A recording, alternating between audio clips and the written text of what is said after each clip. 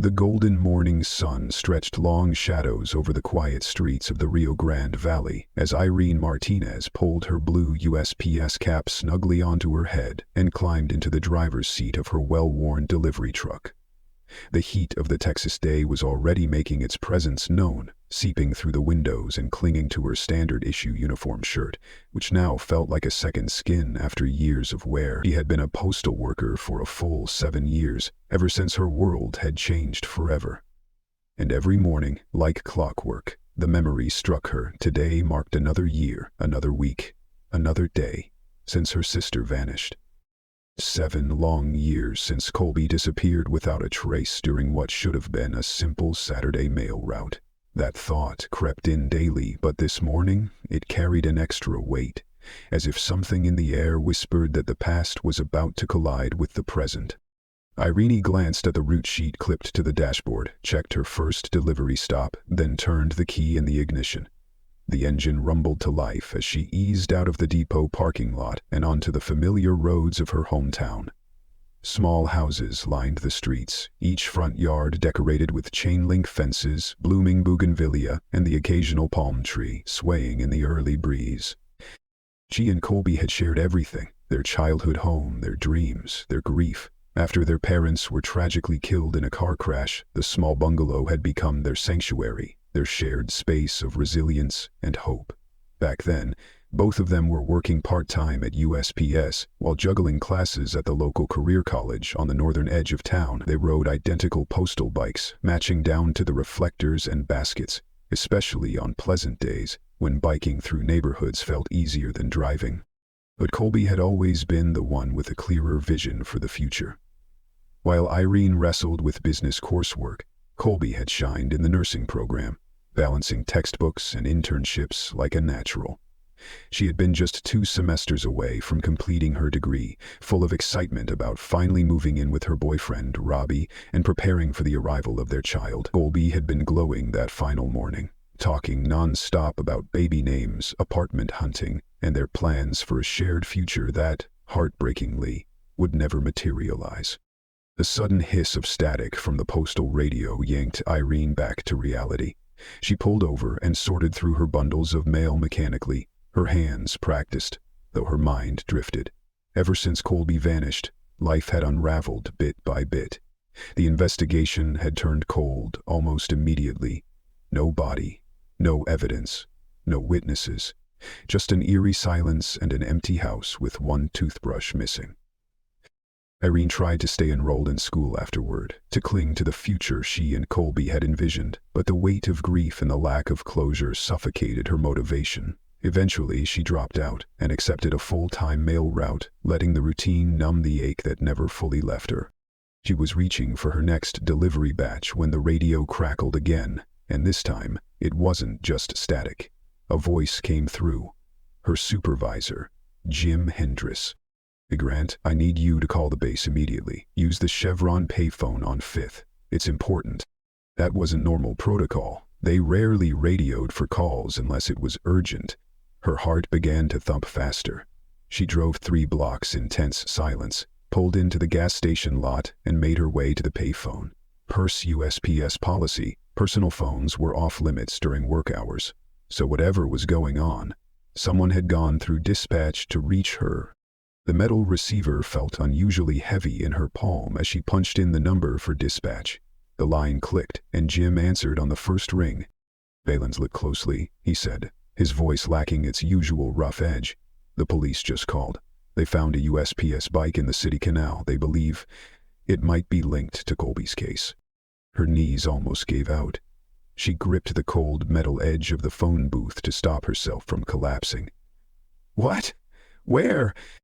"North Canal, near the Expressway 83 overpass," Jim replied. City workers were draining it for maintenance.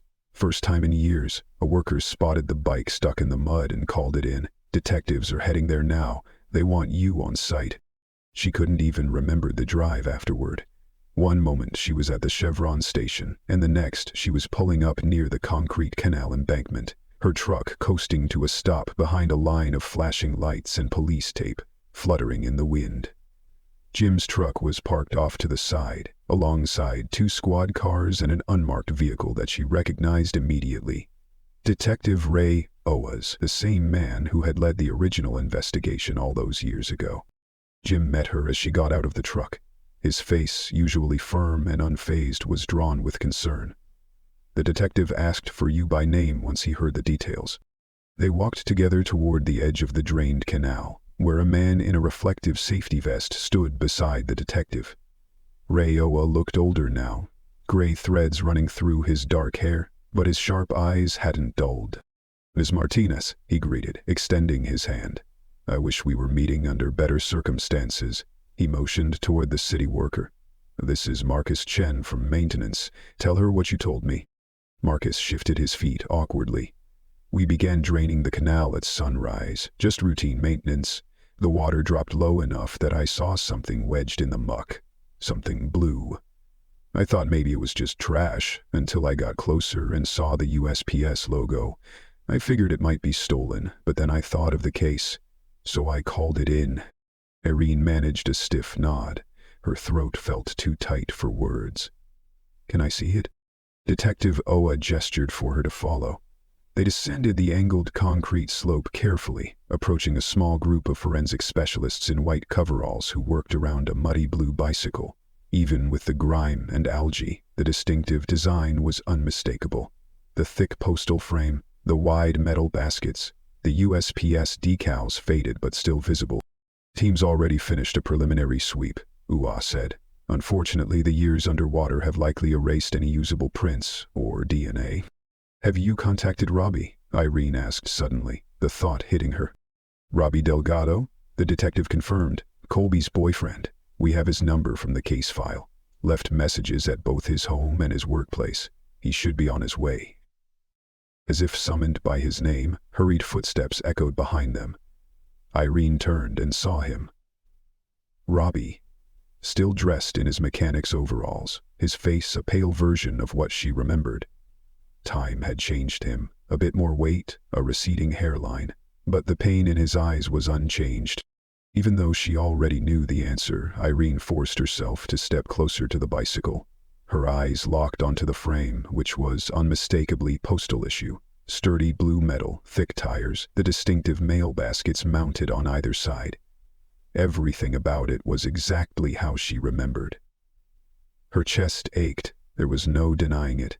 This could very well be Colby's. Standing beside her, Detective Uwa's voice was calm but serious. "The forensics team has already processed the bike," he said. "Unfortunately, after all these years submerged in water, there's little hope for viable fingerprints or DNA. Most, if not all, of that evidence is likely gone." Irene's lips parted before she realized she was about to speak. "Did you contact Robbie?" Her voice came out strained, almost hoarse. "Robbie Delgado?" the detective asked, eyebrows raised slightly in recognition. "He was your sister's boyfriend." She nodded. "Yes. We pulled his contact info from the original file. Already left messages at his home and at his workplace. He should be on his way." As if summoned by name, a rapid series of footsteps echoed behind them, crunching against the gravel and sloping concrete. Irene turned and saw Robbie approaching fast. He was still dressed in a pair of navy blue mechanic's overalls, the embroidered patch with his name half faded from repeated washes. Time had not spared him. His frame had thickened, his hairline crept backward, but the sorrow etched in his eyes hadn't aged a day. "Ione," he breathed, his voice winded from the descent. "James called the shop, told me. Is it true? Is that really?" Before Irene could answer, Detective Uwa stepped forward, ever composed. "Mr. Delgado, thank you for coming. We're in the early stages of investigation, but we do believe this bicycle may be tied to Colby Martinez's disappearance." Robbie's eyes fixed on the bike, and Irene saw his entire body go rigid. "That's a USPS bike, all right," he murmured. "But how do you know it was hers? Don't they all look exactly the same?" The detective gave a tired sigh. "Without some sort of personal identifier or intact forensics, we can't say with certainty. But the timing, the location, and the model, it's all consistent." We're working on tracking down any old surveillance footage from the nearby intersections. In '97, the city had just installed traffic cameras. There's a slim chance something still exists in the archives. We've reopened Colby's case file to search for overlooked details. 7 years, Robbie whispered, barely audible. 7 years underwater. God, we'll keep you both informed, Ua assured them. This is the first solid lead we've had in a very long time. The bike doesn't tell us what happened, but it tells us something happened. As the detective turned to speak with a member of the forensics team, Jim approached Irene gently. You don't have to finish your shift, he said softly. Take a few days off. I'll get Martinez to cover your route. You need time. Irene nodded, the numbness already creeping over her like a blanket. Yeah, I do. I'll drive your truck back to the depot. You've got your own car there, right? Yes, I can handle it. Her eyes drifted back to Robbie, who stood frozen, still staring at the bicycle. His jaw was clenched, his shoulders tight. It was as though he was trying to hold back a flood with sheer will. Robbie, Irene said carefully, you okay? He blinked and turned toward her, dazed. Sorry, I forgot where I was for a second. It's just, I spent so long convincing myself she just left, that she needed a fresh start, a clean slate. But this makes it real. Something bad happened. Something terrible. They stood side by side in silence, watching as the forensics crew carefully hoisted the muddy bicycle and secured it inside a van marked evidence. 7 years of nothing. No leads, no clues, not even a whisper. And now this. We should talk, Robbie said suddenly, his voice raw. It's been years since we really talked. Maybe it'd help, both of us, to make sense of whatever's coming next. Irene studied him for a long moment. They had grown apart in the aftermath, not because they wanted to, but because grief isolated them. Colby had moved in with you, right? Most of her stuff's still there? He nodded, swallowing hard. Yeah, I never got rid of anything. I just couldn't. But lately, I think maybe you should have it. I don't think I can live with it anymore. I'm not healing. Not with her clothes in the closet, her toothbrush still by the sink. Every day feels like I'm trapped in the past. Irene felt a flicker of irritation, but she bit it back. She reminded herself, everyone handles loss differently. Get it, she said quietly. I'll come by after I pick up my car. I'll head home and start gathering her things, Robbie replied. He looked out across the drained canal one last time, then back at her. I'm glad they called you. Colby would have wanted you here. As he climbed the slope and disappeared from view, Irene turned to Jim. I'll return the van and grab my car. Let Detective Ua know he can reach me at home if anything comes up. Jim nodded. Will do, and hey, take care of yourself. Climbing back into the USPS truck, Irene felt as though her entire world had shifted on its axis. The roads she knew like the back of her hand blurred around her as she drove toward the depot. The weight of the morning's discovery pressed down on her chest like a storm cloud. Back at the depot, Jim was already waiting, leaning against his truck. She handed him the keys. Take all the time you need, he said again, and gave her shoulder a reassuring squeeze. We've got you covered. In the locker room, she went through the motions, removing her USPS shirt, hanging it carefully in her locker, but everything felt foreign now, surreal. She changed into jeans and a plain shirt, grabbed her bag, and headed to her weathered 2001 Honda Civic. The engine turned over with a rumble, and she pulled out, retracing familiar routes that now felt like memories from another life. Robbie's house came into view, a modest ranch-style home, white stucco walls with a red tile roof and a lawn that needed mowing. His work truck was already parked in the driveway, Delgado Auto Repair barely legible on the side. She parked behind it, sat for a moment collecting herself, then stepped out. Before she could even knock, the front door opened. Robbie stood there in fresh clothes, hair damp from a quick shower. That was quick, Robbie said as he opened the door and stepped aside to let Irene in. Didn't see the point in going home first. Irene paused as she entered the living room. The space looked like a scene in transition. Cardboard boxes were stacked near the entrance. some sealed with tape, others still flaps open, half-packed. Her eyes landed on familiar handwriting, Colby's, scrawled on several labels: winter clothes, nursing books, baby things. "I packed most of it months ago," Robbie said, running a hand through his hair. "Finished the rest this morning once I got home. I kept meaning to get it done, just couldn't bring myself to." Irene knelt next to one of the open boxes. Inside, Colby's textbooks were stacked in neat piles: anatomy, pharmacology, maternal health. The sight of them hit her like a fresh blow, stirring up the grief she thought she'd buried. "Thanks for keeping everything," she said softly. "I know that couldn't have been easy." Robbie shifted his weight, clearly uncomfortable. "Like I said back at the Canal, it's time. I've been stuck too long. I need to move forward." Irene rose slowly and brushed dust off her jeans. "Speaking of moving forward, what about the private investigator? We always said we'd hire one when we saved enough." She watched his face carefully.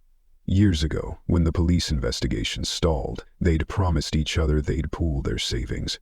A good private investigator could dig deeper than the local force ever had, but money had always been tight, and the dream kept getting pushed back. Robbie looked away.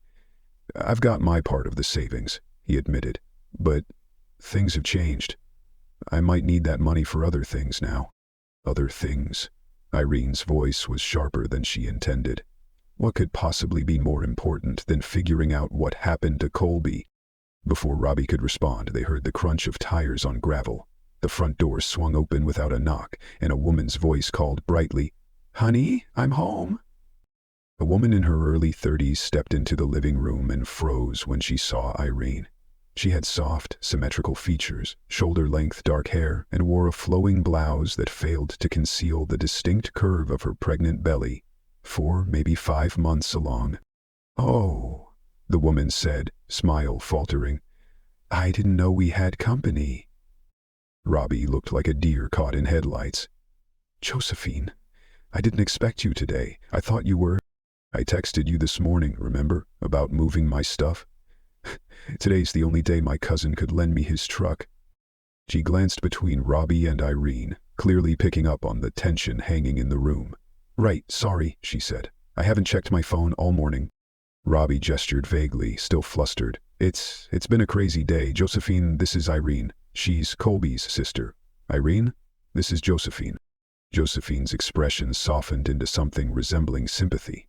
"Colby, the postal worker who went missing," she said, placing a protective hand on her stomach. "I remember seeing the flyers around town. I'm so sorry for your loss."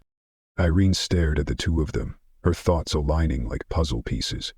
Robbie's hesitation about spending the savings, his insistence she take Colby's belongings, and now the woman standing before her, pregnant, cheerful, moving in.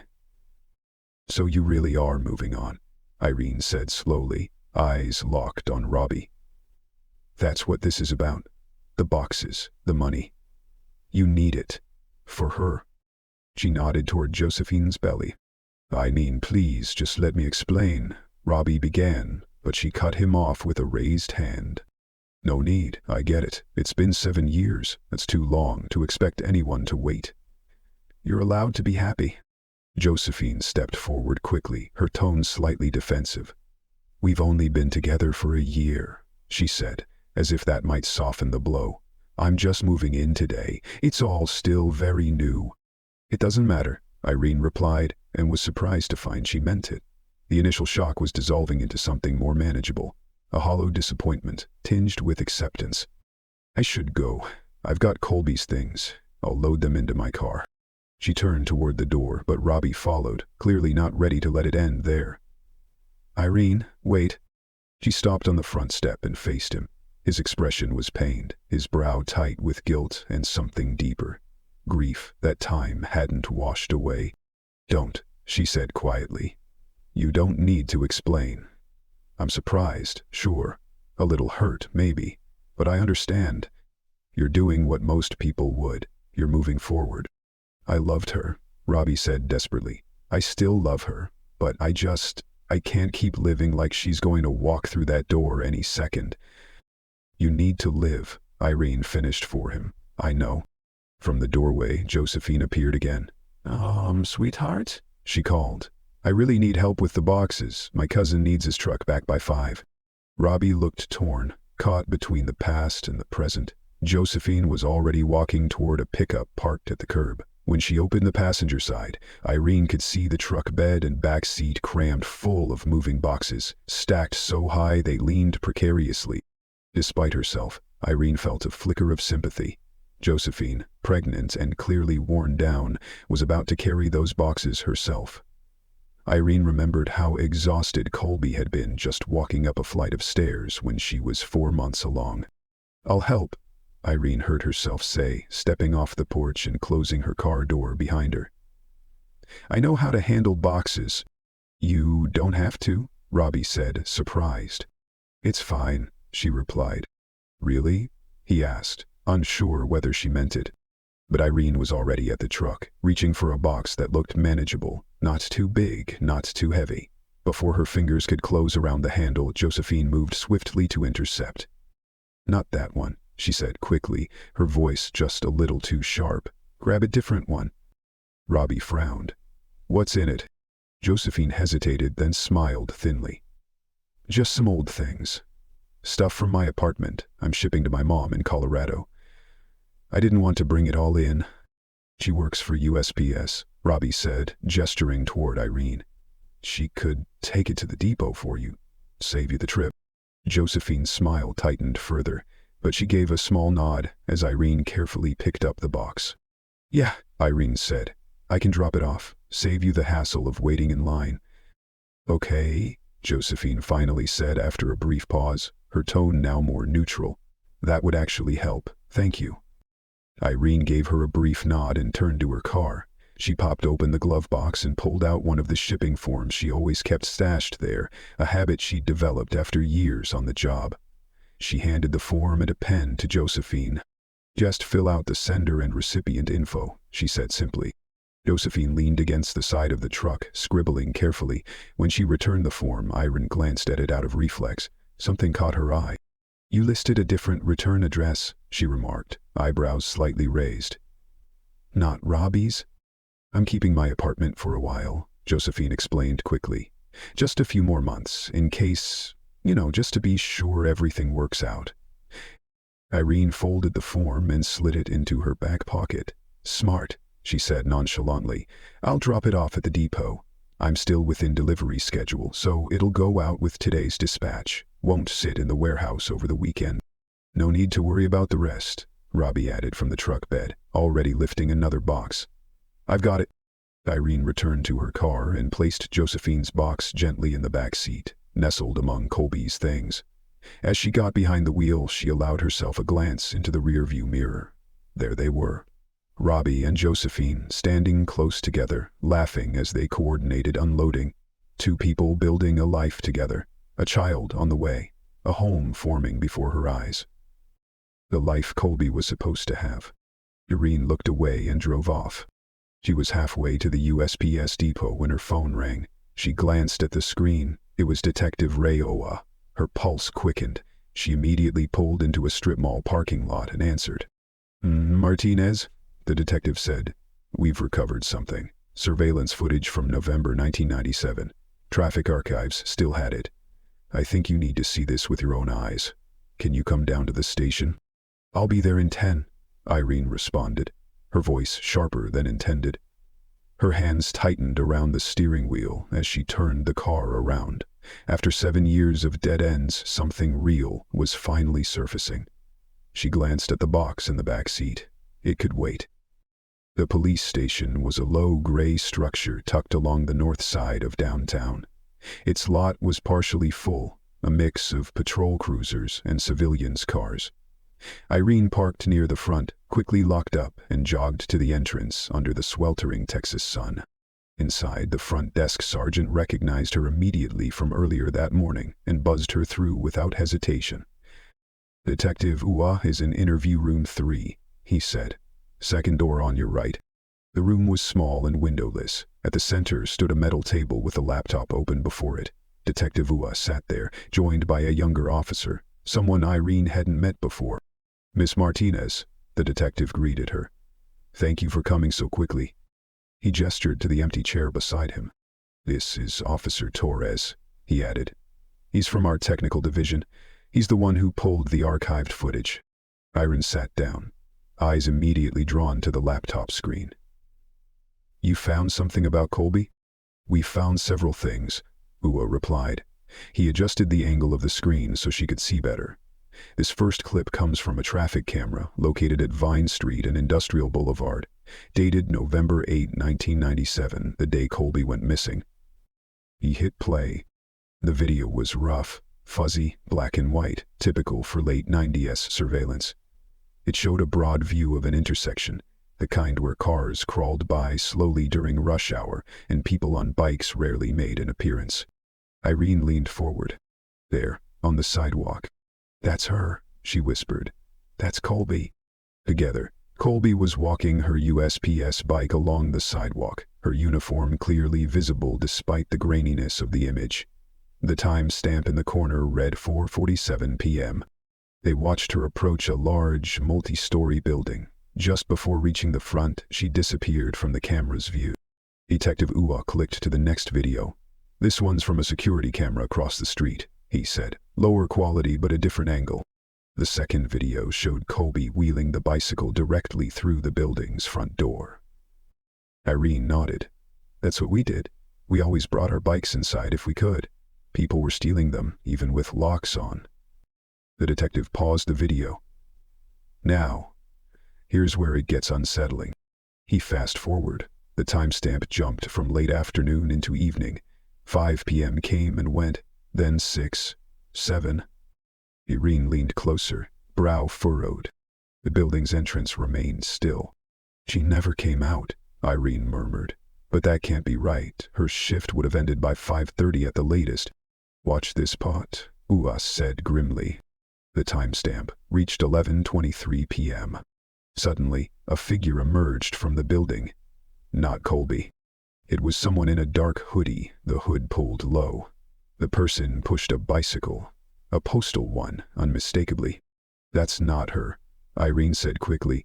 "Too tall, wrong body shape." "We agree," said Officer Torres.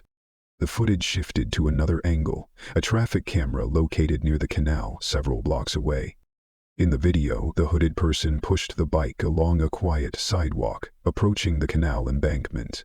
As they passed under a streetlight, the wind caught their hood, pulling it slightly back. Long, wavy hair spilled out. Definitely a woman, but not Colby. Colby's hair had been short and curly. This was different. The woman looked around, clearly checking for witnesses, then lifted the bike and threw it over the canal barrier. She stood there, watching for a moment, presumably ensuring it sank, then turned and walked away without hurry. "My God," Irene exhaled, her voice shaking. She ran a hand across her face. Someone did something to her, that woman. She stole Colby's bike. She got rid of it." Her voice cracked. "But where's Colby? Why was she in that building? Who was that woman?" Detective Ua paused the footage. "Those are the questions we need answers to. And that building? It's our next lead. We'll canvass, check who lived there, who was working. Someone must have seen something." "All right," Josephine finally said, her voice measured. "That would actually be helpful, thank you." Irene nodded without smiling and walked to her car. She opened the glove compartment, pulled out a USPS shipping form and a pen, standard supplies she always carried. She handed them to Josephine. "Just fill in the sender and recipient details." Leaning against the side of the truck, Josephine began writing. Irene stood silently, arms folded, eyes scanning Josephine's face for any crack in her calm expression. When Josephine handed the completed form back, Irene's eyes dropped to the address line. "You used a different return address?" Irene noted, raising an eyebrow. "Not Robbie's house?" "I'm still keeping my old place for a bit," Josephine explained casually. "Just until we're sure the move works out, backup plan." "Smart," Irene murmured, folding the form and slipping it into her pocket. "I'll drop it off today. If it goes now, it won't sit over the weekend." "I appreciate that," Josephine said. "I'll handle the rest of the boxes," Robbie chimed in. "Don't worry about it." Irene opened her car door and carefully placed the package in the back seat where Colby's things still sat like fragile artifacts. As she closed the door and sat behind the wheel, she glanced in the mirror. Robbie and Josephine stood shoulder to shoulder, sharing a quiet word and a laugh. A new life was beginning. One that was never meant for Colby. The drive toward the USPS depot was uneventful until Irene's phone rang. The name on the screen made her stomach clench. Detective Owa. She immediately pulled into a nearby parking lot and answered. "Ms. Martinez?" The detective said. "We've recovered surveillance footage from 1997, from the day Colby disappeared. I'd like you to come in and see it." "I'm on my way," Tyra replied quickly, already turning the car around. When she arrived at the station, the front desk officer buzzed her in immediately. Detective Ua met her in interview room 3, seated next to a young man working on a laptop. "This is Officer Torres," Ua introduced. "He's with our tech division." He pulled the archived video. The room was dim and quiet, the screen displaying a black and white video feed of a city street corner, dated November 8, 1997. "There," Irene said, pointing. "That's her. That's Colby." Colby walked her USPS bike across the intersection and disappeared into a building. Another video showed a different angle. Colby wheeled her bike through the front doors of the building. "She always brought the bike in if she could," Irene said softly. But Colby never exited the building. Hours later, at 11:23 p.m., a figure emerged. It wasn't Colby.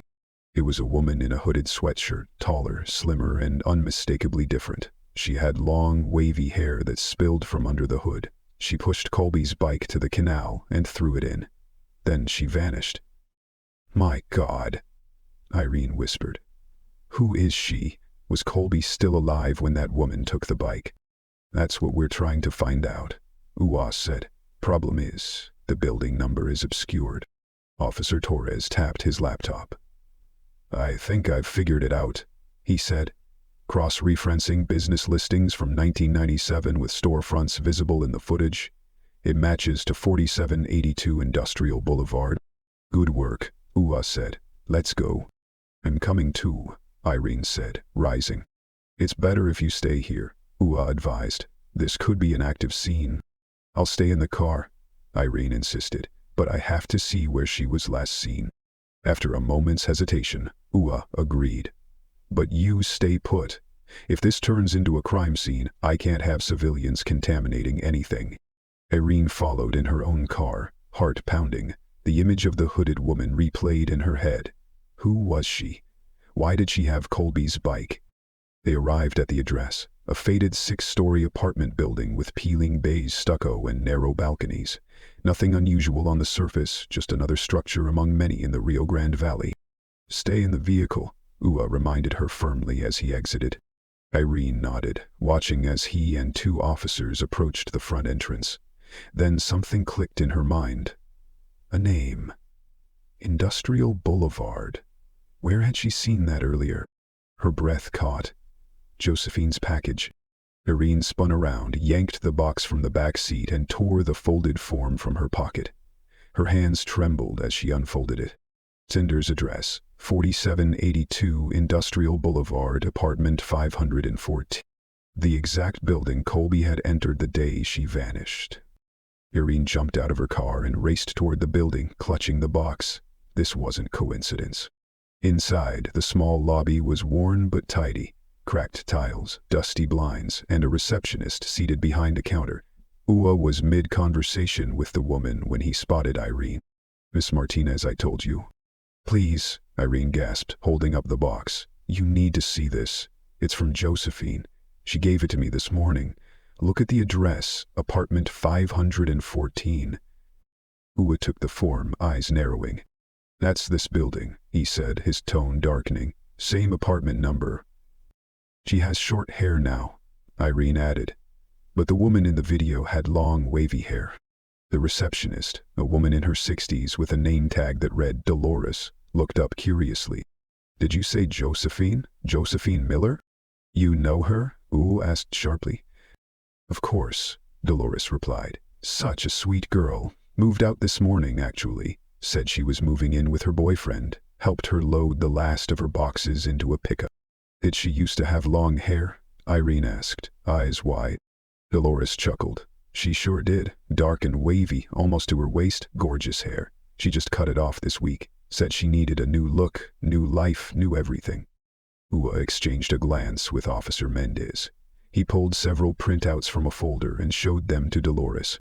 Could this woman in the hoodie be Josephine Miller? Dolores squinted, adjusted her glasses. Maybe. The build is close, and the hair fits how hers used to be, but the hoodie's so big. I couldn't swear to it. I'm sorry. How long did she live here? Ua asked. About 8 years, Dolores said. Moved in when she was real young. Always paid on time, never caused any trouble. Any surveillance footage? Mendez asked. We didn't get cameras until 2000, Dolores said. Break-ins forced the issue, but we've had full coverage ever since. We will need access to all footage from 2000 onward, Owa said.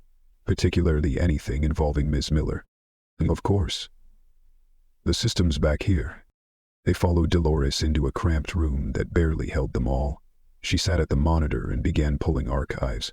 As hours of footage whirred past, they watched for patterns, her routines, her comings and goings. The next piece of the puzzle was hiding somewhere in those digital tapes, and this time they wouldn't let it slip away. Irene sat rigid in the front seat of the unmarked police car as they headed back toward the building, her fingers clenched around the seatbelt. The room Dolores had taken them into, the monitor room, was dark, but the grainy footage was revealing more than anyone had expected. Officer Torres fast-forwarded through countless hours of lobby footage, day after day showing the same routine, Josephine Miller entering and leaving like clockwork. Suddenly, Officer Mendez leaned forward and paused the screen. October 2000, he muttered. Back it up a few seconds. The footage reversed and then played forward again. There she was, Josephine, stepping out of the elevator and into the lobby. She wore faded jeans and an oversized black hoodie. Same build, same gait. Can you freeze that? Detective Ua asked. Torres did, and the image froze mid-step. Ua held up the printouts from the surveillance video taken the night Colby's bike was dumped. He placed them side by side with the footage on screen. Look at this, he said, pointing to the pockets, the cut of the sleeves, the position of the drawstrings. It's the same hoodie, same color, same design. Dolores, standing behind them, tilted her head. A lot of people have black hoodies, she offered, though her voice lacked confidence. But how many of them lived in this building in 1997 and still had the exact same hoodie 3 years later? Ua replied. He turned to Dolores. We need to examine Josephine Miller's apartment. Dolores hesitated. I can't let you in without a warrant. We'll get one, Ua said without missing a beat. He looked to Mendez.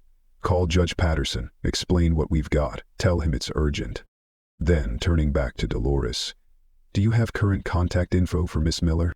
She nodded and walked back to the front desk, pulling out a large spiral-bound directory.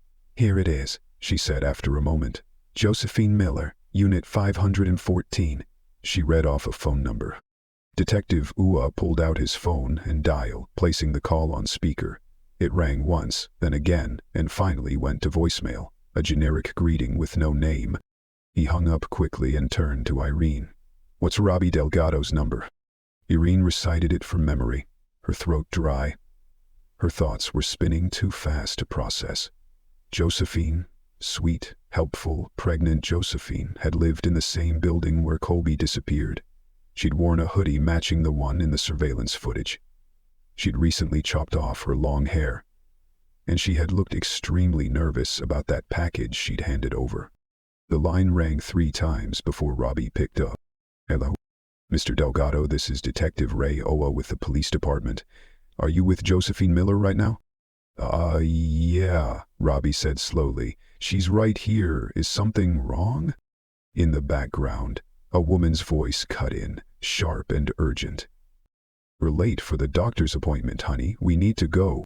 There was a rustling sound, fabric, movement, something fumbling, and then the call disconnected. Mua cursed under his breath and redialed, straight to voicemail. We need to get to them now, he said, already grabbing his keys. What about the package? Irene asked, still holding the box Josephine had given her earlier. We'll process it as evidence, Uwa said. He took it from her gently. We'll open it once we have Miss Miller in custody. He turned to Mendez. You stay here, wait for that warrant, search the apartment the second it comes through. Officer Chen, you're with me. They made for the exit, but Irene was right behind them. Where are you going? To find Robbie Delgado and Josephine Miller, Uwa said. I know where Robbie lives, Irene said quickly, and if they're going to a prenatal appointment there are only 3 OB/GYN clinics on this side of town. The detective paused, considered her for a moment, then nodded once. Get in, but you follow my lead. They raced out to their vehicles. Irene followed in her Honda, her brain on fire with questions. She kept picturing Josephine's calm demeanor, her smile, her thanks. She had seemed like any other expectant mother, warm, optimistic. But all of it was unraveling now. A woman who lived in the same building Colby entered the day she vanished. A woman with a hoodie just like the one worn by the person who dumped Colby's bike. A woman who was strangely defensive about a box she didn't want touched. It couldn't all be coincidence. They pulled into Robbie's driveway. Josephine's moving truck was still there, but his auto repair van was gone. The house looked silent, blinds drawn, no movement inside. Damn it, Uwa muttered. He and Chen approached the front door. Chen knocked loudly. Mr. Delgado? Ms. Miller, Police Department. We need to speak with you.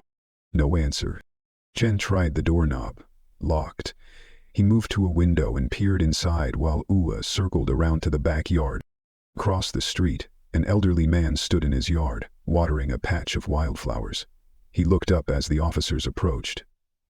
You're looking for Robbie, the old man called out. Yes, sir, Uwa replied, walking toward him. Did you see him leave? Maybe 20 minutes ago, half an hour, the man said, pointing down the street. The lady? His girlfriend, I guess. She seemed in a real rush, kept saying they were late, for the baby doctor. Did they say which clinic? Irene asked. Can't say.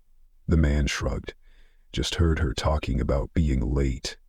She's pregnant, right? Moved in today. Thank you, Uwa said. We just need to talk with them. Back at the car, he was already radioing dispatch. This is Detective Owa. I need you to contact all area hospitals and OB/GYN clinics. We're looking for a patient named Josephine Miller. She should have an appointment this afternoon. Copy that, Detective. Stand by. As they waited, Shen circled the perimeter of the house again. Nothing looked disturbed. Irene stood near her car, arms folded, trying not to scream from the frustration of waiting. Minutes passed. Then, finally, the radio crackled to life. Detective, Uwa, we found a match. Josephine Miller is scheduled for a 3:30 p.m. appointment at Valley Women's Health Center, 10th Street. That's only 15 minutes from here, Irene said instantly. Let's move, Uwa ordered, already back in his car. Chen, follow us. Irene leapt into her Civic and tailed them down the street. She kept one eye on her GPS and the other on the flashing red light of Uwa's unmarked vehicle. Her thoughts raced faster than the speed limit. She hoped, prayed, that they weren't already too late. It still made no sense. How could Josephine, pregnant, moving in with Robbie, seemingly starting fresh, be tied to Colby's disappearance? Irene's mind swirled with the impossibility of it all as they pulled into the lot of Valley Women's Health Center. It was a single-story clinic with modern architecture and desert landscaping. Rows of succulents and gravel-lined paths framed the wide entrance, a building designed to look calm and welcoming. Detective Uwa didn't bother with proper parking. He pulled directly up to the front doors. Irene followed suit, her car squealing slightly as she stopped beside him. Inside, the waiting room was half full, a typical mix of pregnant women, partners, and children flipping through torn magazines. The receptionist looked up, eyes widening slightly as the detective approached with his badge already out. I'm looking for Josephine Miller, he said, voice low enough not to alarm the others. She had a 3:30 appointment. The nurse tapped keys on her computer, squinting. Yes, she's scheduled, but she hasn't checked in. She's over 20 minutes late. We actually tried calling her. They never planned to show, Uwa said darkly. He stepped aside, already dialing on his phone. First Robbie's number, no answer, then Josephine's, also straight to voicemail. Where would they go? Officer Chen asked, frowning beside him. Uwa's eyes hardened. This is Detective Uwa. I need a bolo issued immediately for Robbie Delgado and Josephine Miller, he said into his phone, his voice shifting into pure command. White, 2005 Ford utility van, license 3NLX790. Josephine is approximately 5 months pregnant, brown hair, medium build. Delgado, Hispanic male, mid-30s, likely traveling together. Also notify Highway Patrol to watch all outbound routes. They might be trying to flee the area. He turned to Irene, his face softening only slightly. Ms. Martinez, this is where you go home. We've got this. If there's news, any news about your sister, I'll call immediately. But no buts, he said firmly. This could turn dangerous. Go home, lock your doors, wait for my call. That's the best thing you can do right now. Irene wanted to protest, to demand he let her follow, but the steel in his tone silenced her. She nodded reluctantly. You'll call me the moment we have anything, he assured. Irene walked slowly back to her car, one last look at the officers who were now her only hope. As she turned the key in the ignition, her world felt like it was teetering. Hours ago she'd been delivering mail. Now Colby's bicycle had emerged from the past, and Robbie's new partner, possibly a key to it all, had vanished. She drove the familiar roads in silence, mind racing. When she pulled onto her quiet street, something immediately felt off. Her gate, the old wooden gate at the front of her property, stood slightly ajar. That wasn't right. She always latched it. Always, a habit she'd kept since stray dogs used to sneak in years ago. Irene's pulse surged. She stopped the car in the driveway and scanned the street. No strange vehicles, no figures watching from windows. But that gate. Something was wrong. She approached slowly, phone already in hand, her thumb hovering over Detective Uwa's contact. When she reached the porch, her heart nearly stopped. The front door wasn't just unlocked. It was open, slightly ajar.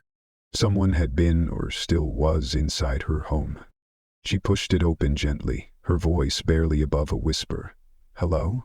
No answer. The living room looked untouched, so did the kitchen, but the silence felt thick, unnatural, like the air before a thunderclap. Irene moved down the hall, her phone clutched so tightly her knuckles whitened. When she reached her bedroom, she pushed the door open and screamed. A rope was looped around the ceiling fan mount, and from it dangled Josephine Miller, face purple, eyes bulging, her hands twitching feebly at the noose around her neck. On the floor in the corner lay Robbie, unmoving. The scream had barely left Irene's throat before her body surged into action. She grabbed a wooden chair that had clearly been kicked aside and jammed it beneath Josephine's feet. Standing on it gave just enough lift to ease the pressure. "Hold on!"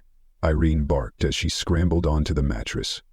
Supporting Josephine's full weight was like balancing a sandbag on a trampoline. Her fingers clawed at the knot above Josephine's head. The rope was tight, the fibers rough. Josephine let out a horrible rasp, her body still trembling. Irene's arms burned, but she didn't stop. Finally, the knot slipped free. Josephine's full weight dropped. Irene stumbled back and the two of them collapsed onto the floor. Irene's shoulder slammed against the hardwood, sending pain shooting down her side. Josephine lay gasping, curled in a ball, hands still at her throat. Irene crawled up, heart pounding, rage overtaking fear. "You don't get to leave, not yet," she hissed. "You've got too much to answer for." She hit call on her phone. Uwa answered instantly. "They're at my house," Irene gasped. Josephine tried to hang herself. "Robbie's unconscious. I need an ambulance. Now." "We're on our way. Don't touch anything else. Just stay there." Irene ended the call and crawled toward Robbie. His chest rose faintly. He was breathing, barely. Foam lined the corners of his mouth. A syringe, a lighter, and a spoon were scattered beside him. He'd been drugged. Irene looked up, blinking back tears. Josephine had tried to kill him, then herself. On the dresser, a folded piece of paper caught her attention. The handwriting, neat, slanted, not Robbie's messy scrawl, drew her in. She picked it up with shaking hands. "You'll spend the rest of your pathetic life wondering and hurting just like I did. Every night you'll see her face and know you failed her. The pain will eat you alive. Enjoy your nightmare." Sirens pierced the air, getting closer. Irene dropped the note and ran to the front door, flinging it open and waving frantically as flashing red and blue lights turned onto her street. "In here," she cried. Paramedics rushed in, bags and stretchers at the ready. Behind them, Detective Ua arrived, eyes narrowing as he took in the chaos. "She was hanging when I got here," Irene explained breathlessly. "I cut her down. Robbie was already out. I think she drugged him." A medic crouched beside Josephine and pulled something from her hoodie pocket. It still made no sense. How could Josephine, pregnant, moving in with Robbie, seemingly starting fresh, be tied to Colby's disappearance? Irene's mind swirled with the impossibility of it all as they pulled into the lot of Valley Women's Health Center. It was a single-story clinic with modern architecture and desert landscaping. Rows of succulents and gravel-lined paths framed the wide entrance, a building designed to look calm and welcoming. Detective Ua didn't bother with proper parking. He pulled directly up to the front doors. Irene followed suit, her car squealing slightly as she stopped beside him. Inside, the waiting room was half full, a typical mix of pregnant women, partners, and children flipping through torn magazines. The receptionist looked up, eyes widening slightly, as the detective approached with his badge already out. "I'm looking for Josephine Miller," he said, voice low enough not to alarm the others. "She had a 3:30 appointment." The nurse tapped keys on her computer, squinting. "Yes, she's scheduled, but she hasn't checked in. She's over 20 minutes late. We actually tried calling her." "Ellie never planned to show," Ua said darkly. He stepped aside, already dialing on his phone. First Robbie's number, no answer. Then Josephine's, also straight to voicemail. "Where would they go?" Officer Chen asked, frowning beside him. Ua's eyes hardened. "This is Detective Ua. I need a bolo issued immediately for Robbie Delgado and Josephine Miller," he said into his phone, his voice shifting into pure command. "White 2005 Ford utility van, license 3 NLX 790. Josephine is approximately 5 months pregnant, brown hair, medium build. Delgado, Hispanic male, mid-30s. Likely traveling together. Also notify Highway Patrol to watch all outbound routes. They might be trying to flee the area." He turned to Irene, his face softening only slightly. "Ms. Martinez, this is where you go home. We've got this. If there's news..." "Any news about your sister? I'll call immediately." "No buts," he said firmly. "This could turn dangerous. Go home. Lock your doors. Wait for my call. That's the best thing you can do right now." Irene wanted to protest, to demand he let her follow, but the steel in his tone silenced her. She nodded reluctantly. "You'll call me the moment..." "The moment we have anything," he assured. Irene walked slowly back to her car, one last look at the officers who were now her only hope. As she turned the key in the ignition, her world felt like it was teetering. Hours ago she'd been delivering mail.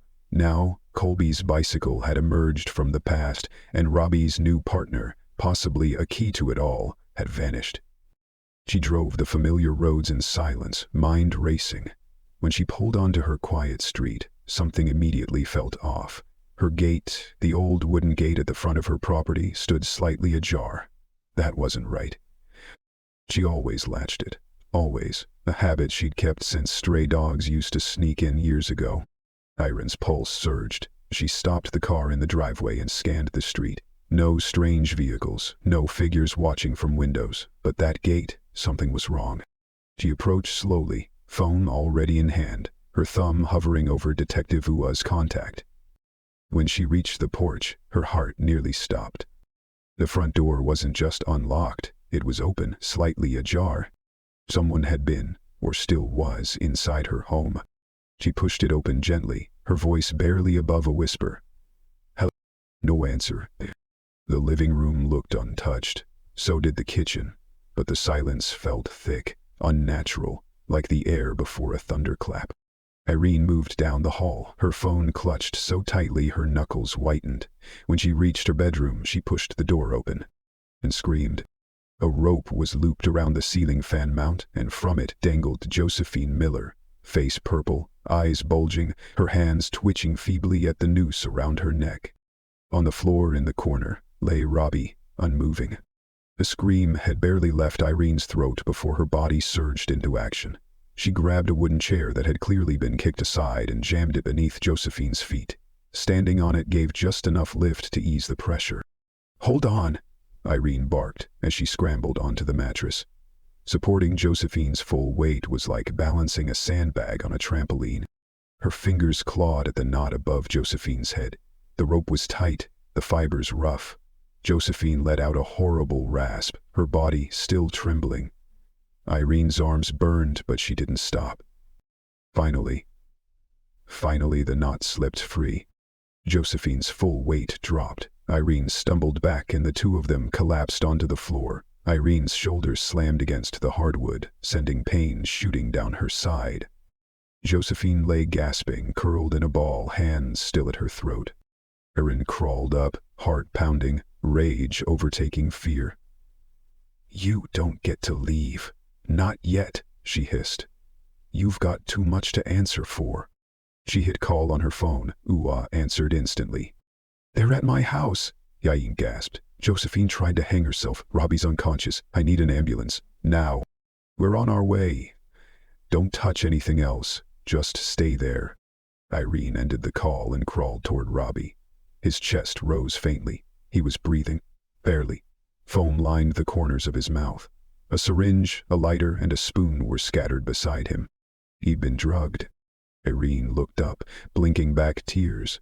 Josephine had tried to kill him, then herself. On the dresser, a folded piece of paper caught her attention. The handwriting, neat, slanted, not Robbie's messy scrawl, drew her in. She picked it up with shaking hands.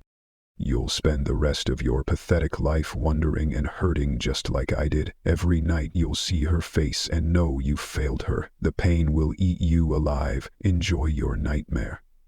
Sirens pierced the air, getting closer. Irene dropped the note and ran to the front door, flinging it open and waving frantically as flashing red and blue lights turned onto her street. "In here," she cried. Paramedics rushed in, bags and stretchers at the ready. Behind them, Detective Uwa arrived, eyes narrowing as he took in the chaos. "She was hanging when I got here," Irene explained breathlessly. "I cut her down. Robbie was already out. I think she drugged him." A medic crouched beside Josephine and pulled something from her hoodie pocket. 3 years ago," Dolores said, her voice nearly inaudible. "Josephine went back to that trail. She dug Colby up." The room fell into stunned silence. "She told me. She said she wanted to keep her close," Dolores continued. "A reminder of what she'd done. For love." Irene stared at her, horrified. "She kept the Dolores nodded. "Jesus Christ," Officer Chen muttered. Detective Uwa didn't wait. "You're under arrest," he said, snapping open his handcuffs. "You have the right to remain silent." As he read her rights, another officer stepped in, ready to transport Dolores. She didn't resist. Instead, she reached into a drawer and handed over the keys to the building, including one large brass key etched faintly with 514. "She moved almost everything out this morning," Dolores said, her voice now dull and resigned. "Said she was finally going to live with him, to finally have the life she stole from that poor girl." They took Dolores away in a patrol car while Uwa, Chen, and Irene ascended to the 5th floor. The apartment was nearly bare. Old furniture, a few boxes left in the closet. It had the sterile feel of a life vacated in a hurry, but there was nothing there that could help their case. No photos, no notes, no clues. Just absence. "Let's check Robbie's house," Detective Uwa said, calling other units via radio. "And don't forget, we still have that package." They returned to the unmarked cruiser, where Josephine's box still sat, unopened, in the trunk. The moment was thick with tension. Uwa pulled on a fresh pair of latex gloves, while Officer Chen began photographing the contents for evidence. Irene stood nearby, arms crossed tightly, trying to brace herself. When Uwa finally opened the lid, she staggered back. Inside, perfectly folded, was Colby's USPS uniform, the name tag still pinned to the breast pocket, her wide-brimmed sun hat, the one she always wore to protect her skin from the relentless Texas heat. Her canvas delivery bag and blue plastic mail baskets, the brown leather belt she used, worn smooth in the spot where she clipped her scanner. And in the center, wrapped in a delicate, faded baby blanket, was a ceramic urn. "No," Irina whispered, backing away. "No." Ua gently lifted the urn. Inside they could hear the unmistakable shift, bones and ashes.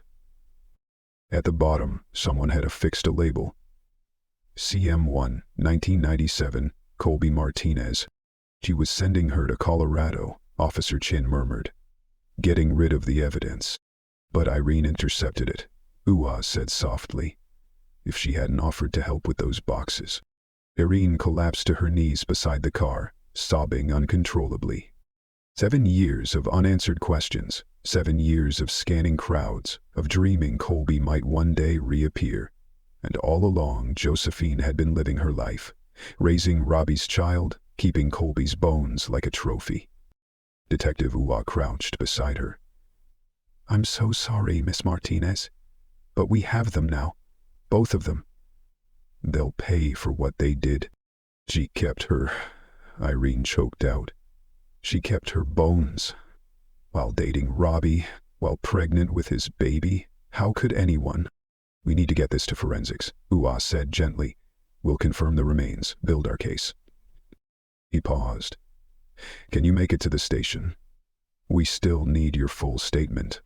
Irene nodded numbly, accepting Officer Chen's hand as he helped her to her feet. She looked once more at the box, her sister's belongings, her sister's remains, and climbed into the car. The late afternoon sun was setting, casting long golden streaks over the Rio Grande Valley. Beautiful, peaceful, and heartbreakingly cruel. The police station felt different now. It wasn't just a building, it was a vault of truth, of pain, of finality. Irene walked behind Detective Ua through familiar corridors. He paused outside the forensics lab and handed the box to the technician. "Priority processing," he said firmly. "We need confirmation on the remains, AS." The technician, a young woman with dark eyes and a steady hand, nodded as she labeled and logged the evidence. "We'll begin analysis immediately." Irene watched Colby's urn disappear behind the lab door, a knot tightening in her chest, as though she were losing her sister all over again. "Come on," Ua said gently, touching her elbow. "We need your statement while it's still fresh." They hadn't made it far before Officer Mendez appeared, holding a manila folder. "Detective, interrogation transcript from Dolores Ramirez. Thought you'd want it right away."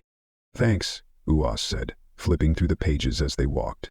They reached the interview room. It was the same space where Irene had sat 7 years ago, when hope still lived. "Let's start from the beginning," Ua said, switching on the recorder. "When you got the call about the bicycle." Irene recounted everything. The moment she arrived at the canal, the visit to Robbie's house, the boxes, the surveillance footage, Josephine's attempted suicide, the urn. Her voice trembled only once when describing Colby's belongings. Ua reviewed Dolores's transcript as she spoke, occasionally stopping to ask for clarification. When Irene finished, he leaned back, eyes heavy. "What does Dolores' statement say?" Irene asked. He flipped to the final page. "It confirms everything she told us earlier, and more. She helped Josephine clean up after it happened, helped her lie, protected her, even loved her like a daughter. She says Josephine planned everything," he added. "Believed Colby didn't deserve Robbie, that a postal worker wasn't good enough. Josephine thought she was better, more deserving." "My sister was studying to be a nurse," Irene whispered. "She was smart, ambitious. She was going to be more than just a postal worker." "I know," Ua replied quietly. "We didn't Dolores report her." She said, "She couldn't," Ua said softly. "She couldn't have kids. When Josephine, this scared, angry teenager, came into her life, she thought it was destiny. She felt responsible." Irene stared at the folder in Ua's hands. Does she say how it happened? How Josephine killed her? Ua paused, scanning the page, then nodded slowly. Detective Ua's jaw clenched as he read the final lines in Dolores' transcript. She used a knife, he muttered. Multiple stab wounds. Josephine claims she doesn't remember the exact sequence. Might have drugged Colby first. Or maybe it happened in the bathroom. Sound wouldn't carry as far. Irene sat still, her hands folded tightly in her lap. Colby would have fought, she said, her voice barely audible. She would have screamed. Ua nodded. She probably did. But Josephine had time, planning, and the element of surprise. It wasn't a crime of passion. It was premeditated, calculated. Before more could be said, a knock came at the door. Officer Chen stepped in, eyes serious. The hospital just called, he said. Robbie Delgado's out of immediate danger. He's in the ICU, but stable. Irene inhaled sharply. And Josephine? Ua asked. She's still unconscious, Chen replied. But stable too. They moved her to a secure room, guarded. They barely saved her. What about the vehicle? Found it at Sunny Acres Trailer Park, less than a mile from Ms. Martinez's house, hidden between two abandoned trailers. Ua processed this in silence. So Josephine drugs Robbie, leaves him to die, then drives to dump the car, walks back, tries to hang herself in Irene's bedroom, all because Dolores tipped her off. Irene's voice came quietly. Why my house? Why not do it somewhere else? To hurt you, Ua answered without hesitation. She knew the police were closing in, knew she couldn't run, not while pregnant, so she chose to die, but she wanted to maximize the damage first. Make you find her, make it happen in the one place that still felt safe to you. It was all intentional. Irene felt nauseous. The idea that someone could plan such a grotesque final act, to hurt her, even in death, made her skin crawl. Colby never said anything about her, she whispered. Never mentioned anyone named Josephine. Never complained about someone bothering her or Robbie. You couldn't have known, Ua said gently. Josephine had been watching, manipulating, hiding in plain sight. This wasn't your fault. When can I get her back? Irene asked, her voice trembling. Her remains. I want to bury her properly. Once forensics confirm the identity and the case is officially closed, Ua promised. We'll return everything. I'll make sure of it. He stood, gathering his files. Is there anything else you need right now? I want to see Robbie, she said. I need to be there when he wakes up. Ua gave a solemn nod. Chen, take her to Valley Regional. They're expecting her. The drive to the hospital was quiet. Chen didn't speak, understanding that Irene needed silence more than anything. Outside, evening shadows stretched across the parking lot as they arrived. The sky had turned to lavender, the heat finally loosening its grip. Inside, the ICU buzzed with the hush of machines and nurses moving quickly but calmly. One of them, a middle-aged woman with kind eyes, led them down the corridor after checking with security. They called ahead, she said. We've authorized the visit. Irene stood at the window of Robbie's room. He lay pale and motionless, wires and tubes connecting him to machines that beeped and clicked rhythmically. His chest rose and fell, slow, steady, and like Colby. Is lucky, the nurse said softly, standing beside her. Another few minutes and we might have lost him. He had enough opioids in his system to kill 2 people. Irene nodded, barely hearing, her hand pressed against the glass, trembling slightly. He had loved Colby. Irene knew it. Even now, whatever had happened between them, however life had changed, he had cared for her. And now, because of that connection, he had almost died. When will he wake up? She asked. Could be hours. Maybe tomorrow. His body's been through a lot. Irene sank into the nearby chair, still watching him through the glass. Josephine was somewhere else in this same hospital, hooked up to similar machines, carrying a child, the child of the man she had tried to murder after killing his first love. Irene couldn't even begin to untangle the web of tragedy and betrayal. But one thing was clear, the nightmare was over. There would be justice. There would be truth. And finally, there would be peace for Colby. Wait, Irene whispered, her voice firm now, resolute. However long it takes. I'll be here when he wakes up. She owed Colby that much, to see it through to the end. To make sure Josephine faced justice. To make sure Robbie knew the truth. And to bury her sister with the dignity she had been denied for 7 long years. The hospital buzzed on around her, but Irene sat motionless, her eyes fixed on the only thing that mattered now,